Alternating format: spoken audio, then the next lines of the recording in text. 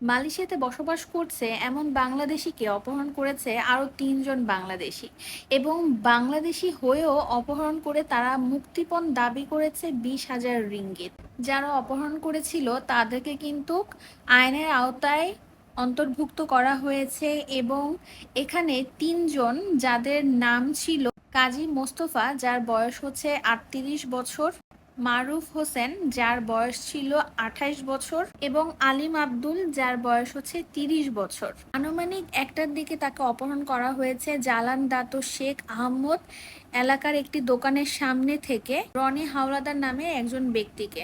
যদিও তারা এই অপরাধকে অস্বীকার করেছে, কিন্তু আদালতের কাছে যদি এটি দোষী সাব্যস্ত হয়ে থাকে তাহলে ৩০ থেকে ৪০ বছর কারাদণ্ড হবে, সেই সাথে বেতের বাড়ি থাকবে। আর এই ধরনের জঘন্যমূলক কাজ করলে মালয়েশিয়ার আইন যেহেতু সব সময় অনেক কড়াকড়ি থাকে, যে কোনো বিষয়ে তারা কিন্তু আইনগত ব্যবস্থা নিয়ে থাকে অনেক কঠিনভাবে। সো তাদের কোনোভাবে বাঁচার উপায় থাকবে না। একই দেশের মানুষকে অপহরণ করেছে এবং সেটা বিদেশে এসে তারা এই ধরনের কাজ করেছে।